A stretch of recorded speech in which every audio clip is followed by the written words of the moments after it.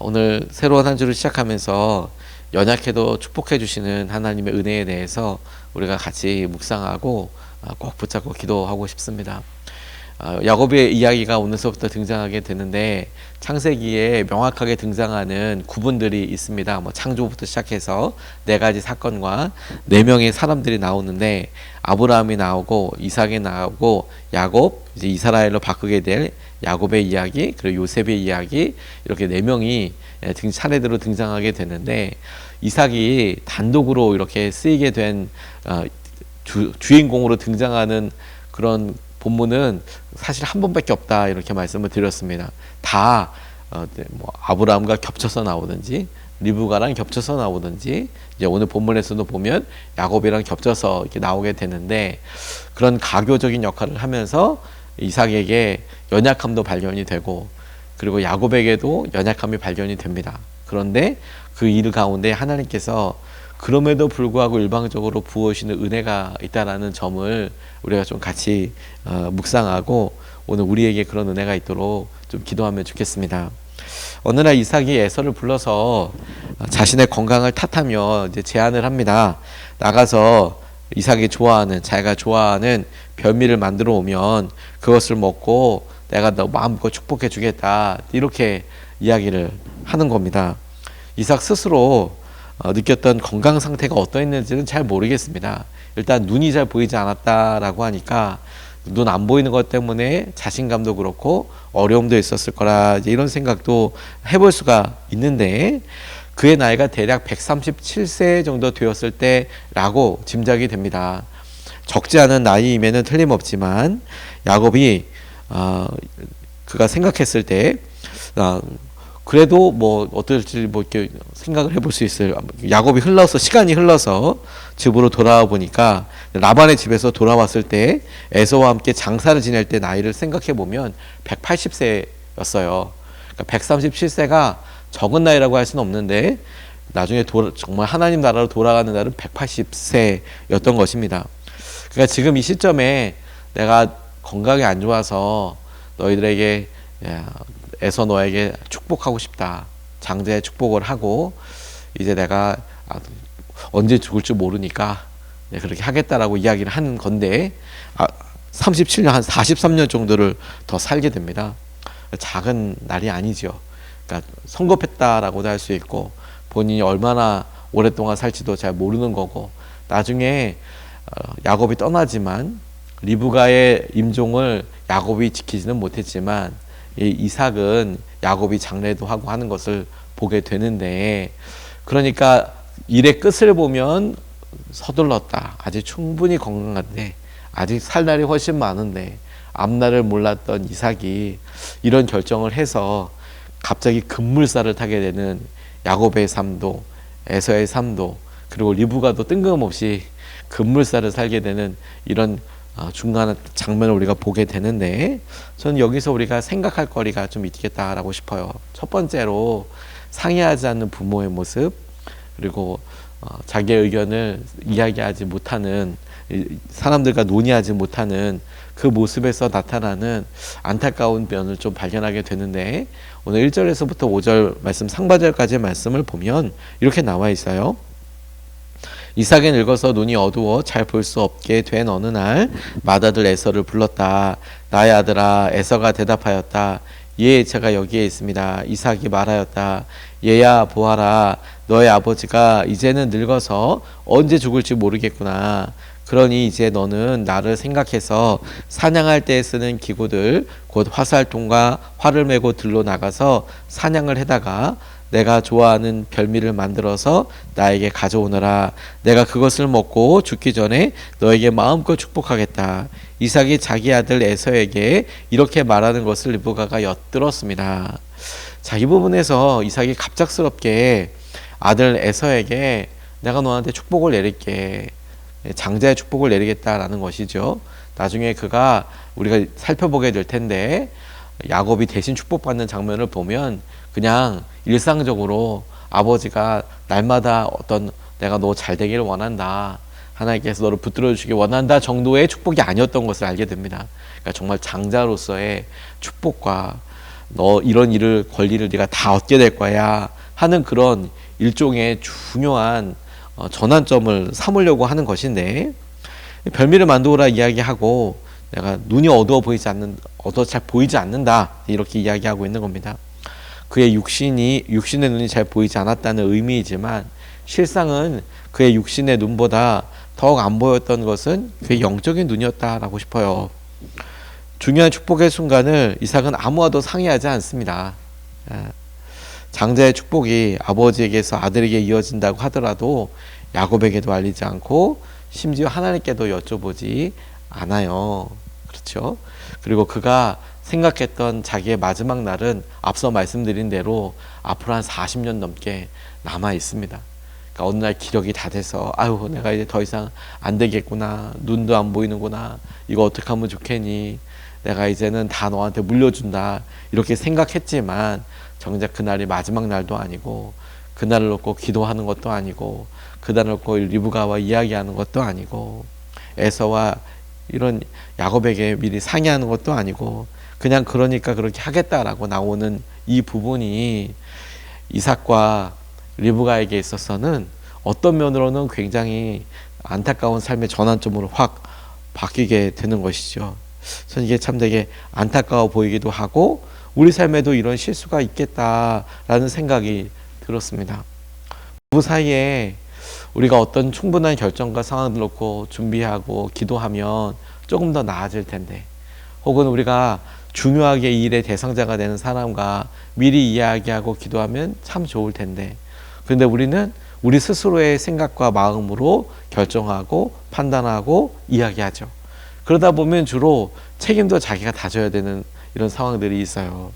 오늘 하나님께서 그에게 말씀하신 것도 아니고, 그가 그의 마음에 있어서 어떤 왜 이런 생각이 들었는지 도무지 우리 가서 물어봐야 될 만한 이런 일이 들었는데, 내가 힘들다, 내가 너한테 다 넘겨줄게, 네가 축복 받아라, 호기롭게 얘기했을지, 정말 자신이 없어서 이야기했을지, 그렇게 이야기한 일로 인하여서 되는 일을 보니까 이제 막 일이 막 거짓말하고 막 이렇게 되지 않겠습니까? 왜 이런 일이 다 일어나요?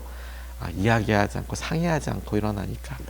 그래서 우리의 마음에 오늘 월요일을 시작하면서 하나님께서 하실 이런 소통과 우리가 사람들의 마음을 읽어나가고, 하나님 우리가 우리의 미래에 대해서 함부로 재단하지 않고 서두르지 않고 하나님의 은혜를 누리며 나아갈 수 있게 해달라고 이렇게 기도하고 마음의 겸손함을 갖는 것이 너무 중요한 도전이 되겠다, 이렇게 좀 붙잡고 기도하고 싶어요. 어느 분이 가정에서 있었던 재미있지만 우픈 에피소드 하나를 이렇게 소개했는데 저는 참 재미있더라고요. 70대 중반인 부부가 자녀들 앞에서 막 또 이제 서로 승부를 가리는데 양보를 잘 못하는 거예요.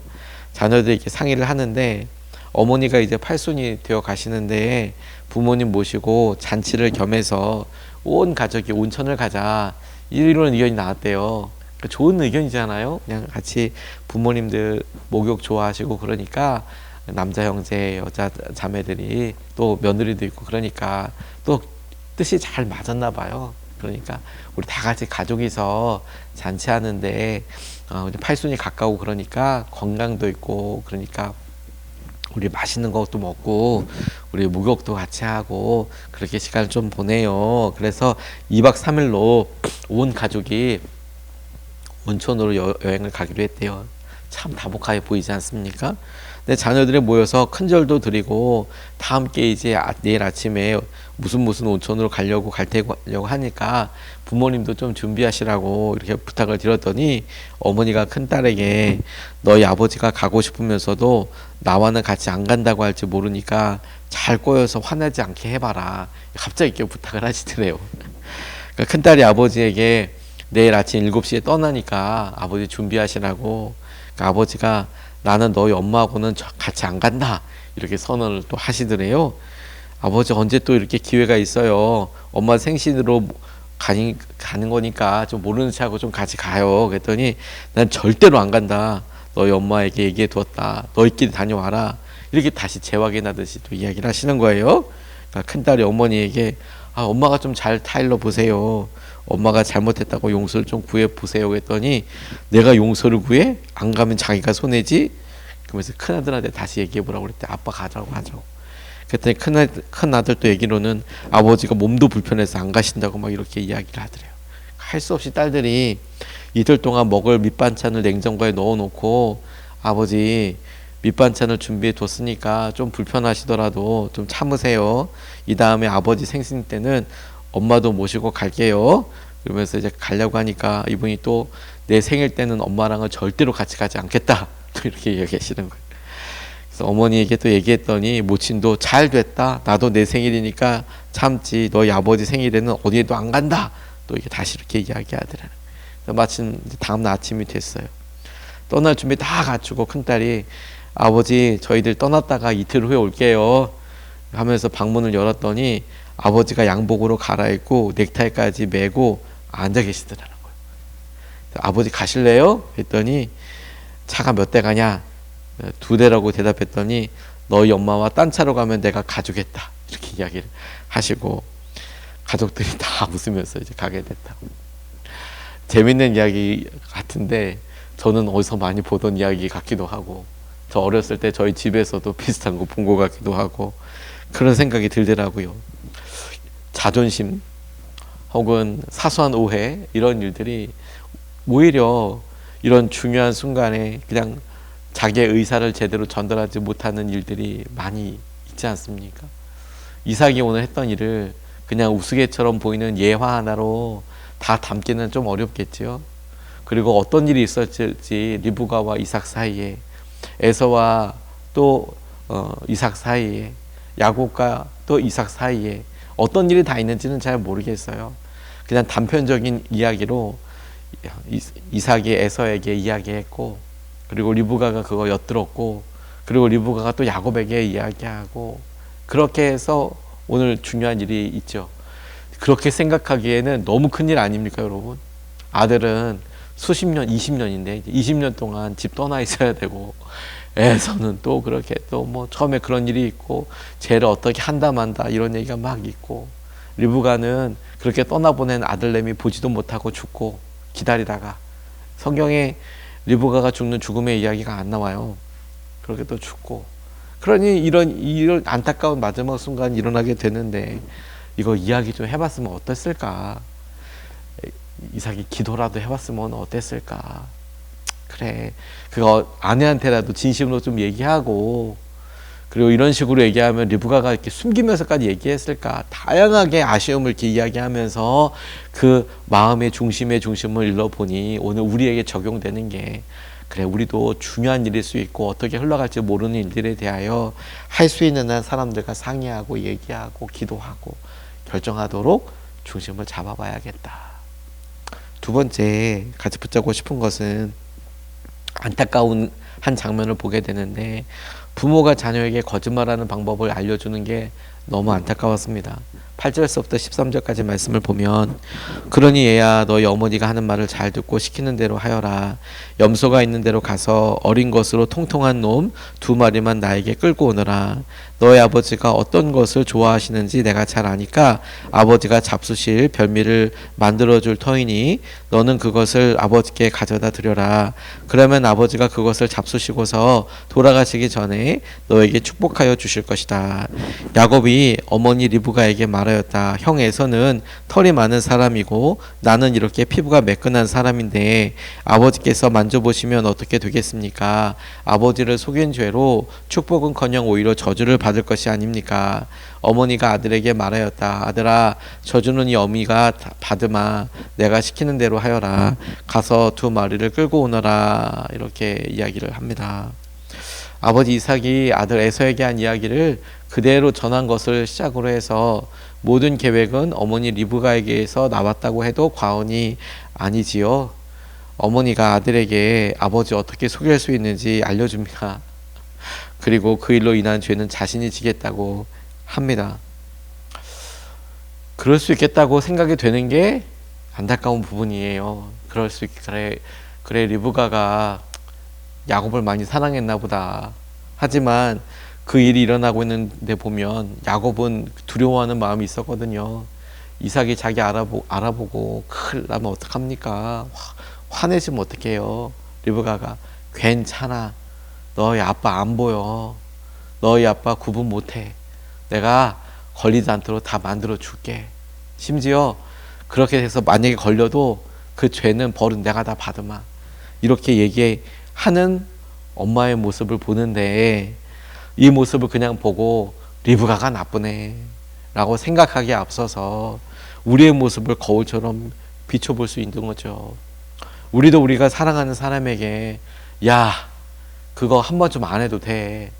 야 교회 이렇게 가고 믿음 생활하고 이런 거 한 번쯤 안 해도 된다 라고 하는 그 한 번쯤이 오늘 야곱과 에서의 사이에 또 아버지 이삭과 사이에 이런 사달이 날 만큼 엄청난 일이 일어나게 되는 그런 안타까운 시발점이 될 수 있지 않을까 조심스럽게 질문해 보는 거죠. 왜 리브가가 이 일이 이렇게까지 꼬이게 될 걸 알았을까 하는 생각이 저는 진짜 진심으로 들거든요. 에서도 별미가 먹고 싶었을 수도 있을 것 같고 뜬금없이 시작된 이 별미 먹고 싶다라는 이야기가 이 정도로 가정이 이렇게 막 생이별하고 막 난리 날 정도로 에서가 야곱을 죽인다 살린다 이렇게 나오고 할 정도로 이 정도의 일이라고 예상하면 이렇게 했었을까? 아니었을 것 같지 않습니까, 여러분? 근데 일어났잖아요. 이렇게 일어나서 안타까운 거 몇 가지 꼽아보니까 아무 말 하지 않고 그냥 딱 결정해서 이렇게 하려고 하는 아버지의 이런 상의하지 않고 하는 이 모습도 우리의 모습이고 또 하나 리브가가 아버지 이렇게 속이면 돼. 야 이렇게 하면 된다 라고 했던 것들이 나중에 이런 어려움이 일어나는 것을 보게 되는 거죠. 특정한 나라를 어떤 모습을 언급하기가 조금 그렇긴 하지만 어느 나라 사람들이 뭐 공공 질서를 잘 지키지 않는다고 해요. 근데 왜 안 지키는가 이렇게 보면 애들을 뭐 길거리에서나 공공 장소에서 막 배변을 시키기도 하고 막 그런 일들 때문에 무리가 일어나는데 가만히 생각해 보면 저희 나라도 그러지 않았었나요? 물론 좀 오래되긴 했지만 40년 전, 50년 전 전에 저희들도 보면 이렇게 뭐 기차 타고 이럴 때 물론 뭐 어떤 화장실이나 이런 게 별로 없기도 하고 그러니까 어린 아이들의 경우에 이렇게 하면 돼. 담벼락. 저도 이렇게 어릴 때 문득문득 기억이 벽에다가 여기 소변 금지 이렇게 쓰여져 있던 거 이런 거 나기도 하고 그러거든요. 그러니까 그때만 해도 우리가 어떤 사회적인 인식이 그렇지 않죠. 근데 그럴 때 보면 누가 이제 그런 거 하게 하느냐 이제 부모님들이 다 이제 시키고 그러지 않습니까? 그래서 우리가 믿음으로도 딱 그와 같은 생각이 드는 겁니다. 어느 사파리에 갑자기 동물들이 이렇게 막 다 죽는 거예요.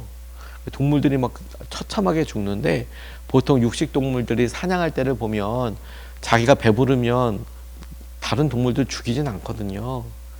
배고프면 사냥을 하는데 배가 부른 경우에 사냥을 하지 않는답니다. 그런데 찢어져서 막 동물들이 죽어져 있는 걸 보면 이거는 사냥을 위해서 죽인 게 아닌데 또 사람이 이렇게 죽일 수 있는 것도 아닌데 그래서 CCTV랑 이런 것들을 잘 봤대요. 뭐가 도대체 이렇게 하나 봤더니 코끼리들이 재미로 이렇게 몰아가지고 동물들을 죽이는 거예요. 그래서 왜 이러나 라고 보니까 그 동물들이 그 코끼리들이 새끼 코끼리일 때 그 사파리로 이렇게 데리고 온 거예요. 그러니까 얘네들이 어려서 이 사파리로 오다 보니